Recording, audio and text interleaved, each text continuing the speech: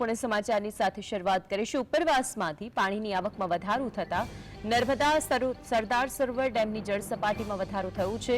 સરદાર સરોવર ડેમની વર્તમાન સપાટી 138.67 મીટર પર છે, જ્યારે કે તેની મહત્તમ સપાટી 138.68 મીટર છે। મહત્તમ સપાટી પાર કરવામાં હવે 1 સેન્ટીમીટર બાકી છે। ડેમ 99.99% ભરાઈ ગયો છે। વર્તમાન સ્થિતિને જોતા ડેમમાંથી 50,847 ક્યુસેક પાણી છોડાઈ રહ્યું છે। મુખ્યમંત્રી ભૂપેન્દ્ર પટેલ નર્મદાના નીરના વધામણા કરાવશે।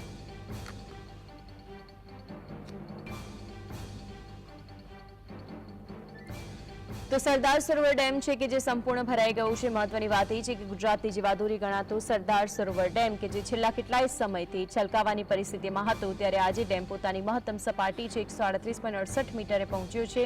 સિઝનમાં પહેલી વખત આ ડેમ છલોછલ ભરાતા મુખ્યમંત્રી ભૂપેન્દ્ર પટેલ 12:39 જે અમૃત મુહૂર્ત છે ત્યાં પહોંચીને આ નર્મદાના નીરના વધામણા કરવાના છે। આ ચોમાસાની સિઝનમાં ડેમના દરવાજા 33 અલગ અલગ દિવસો પર ખોલીને 77,39,786 ક્યુસેક પાણી અવિરત છોડવામાં આવ્યું હતું।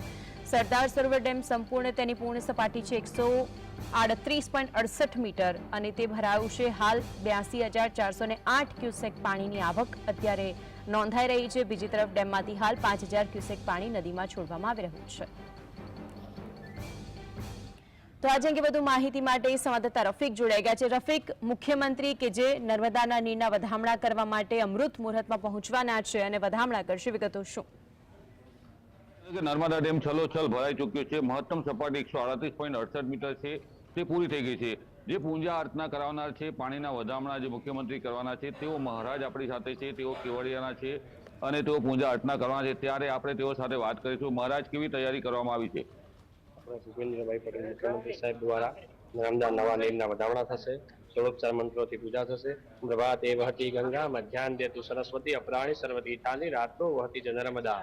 નર્મદાજી જે રાત્રે તેનું સાક્ષાત સ્વરૂપ લઈને વહે છે। નર્મદાની પૂજા અર્ચના થશે અહીં આગળ 16 મંત્રોથી અને નર્મદા નવા નીરના વધામણા કરવામાં આવશે। આપ તસવીરોમાં બીજી તરફ આપણે બતાવીશું, તમામ સુરક્ષા વ્યવસ્થા ગોઠવી દેવામાં આવી છે। આપ તસવીરોમાં જોઈ રહ્યા છો, જિલ્લા પોલીસ વડા સહિત જે અધિકારીઓ છે તે પહોંચ્યા છે।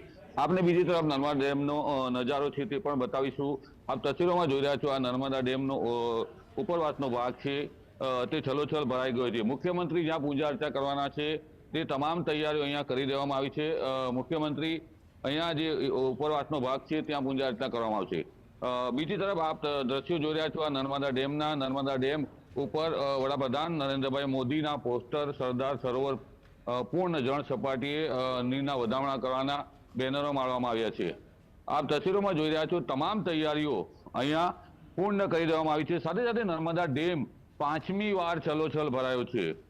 વડાપ્રધાન નરેન્દ્રભાઈ મોદીએ આ ડેમના દરવાજા લગાવ્યા હતા 2017ની અંદર।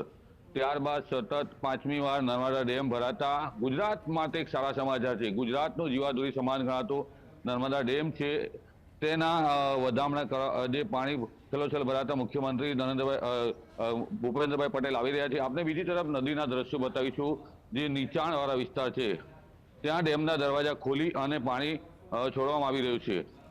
કરોડો રૂપિયાનું વીજ ઉત્પાદન પણ થઈ રહ્યું છે। નર્મદા નદી પણ બે કાંઠે વહી રહી છે।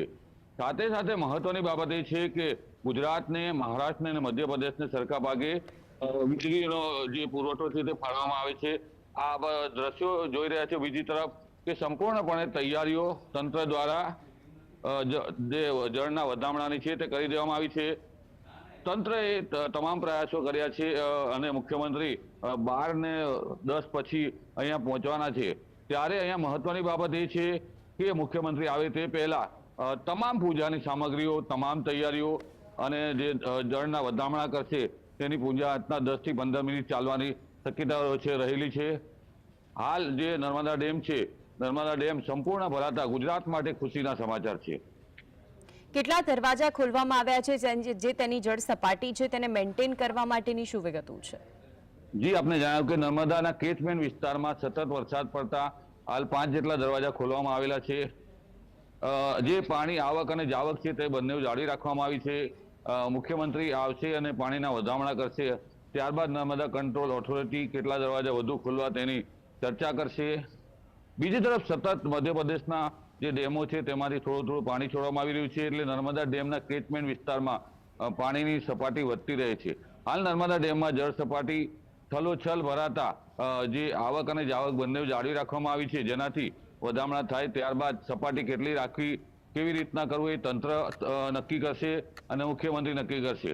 પરંતુ આ વખતે નર્મદા કંટ્રોલ ઓથોરિટીએ ઘણી સારી કામગીરી કરી, કારણ કે ખૂબ વરસાદ હતો. ગત વર્ષે આટલા વરસાદમાં ભરૂચ ડૂબી ગયું હતું, અન્ય વિસ્તારો ડૂબી ગયા હતા, પરંતુ આ વખતે નર્મદા કંટ્રોલ ઓથોરિટીએ એક એવી રીતના મેન્ટેન કર્યું જળ સપાટીને કે કોઈને નુકસાન ના થાય, વીજ ઉત્પાદન થાય, વીજ ઉત્પાદન થાય તેનાથી કરોડ રૂપિયાનો ફાયદો થાય. નર્મદાના જે તળાવો છે સિંચાઈ માટેના તમામ ભરવામાં આવ્યા, જે નર્મદા ડેમની નજીકમાં છે. 3 જેટલા તળાવો છે, તળાવો પણ છલોછલ ભરવામાં આવ્યા છે, જેનાથી શિયાળો અને ઉનાળામાં સિંચાઈનું પાણી ખેડૂતોને મળી શકે, પીવાનું પાણી મળી શકે.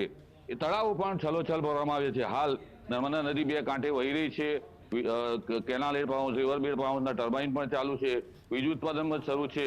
ત્યારે મુખ્યમંત્રી જે ભારતના વડાપ્રધાન નરેન્દ્રભાઈ મોદીની એક નેમ હતી દરવાજા લગાવવાની, એ દરવાજા લગાવ્યા પછી ગુજરાતને મોટો ફાયદો થયો છે. બિલકુલ રફીક, આપ જોડાયાની વિગતો જણાવી બદલ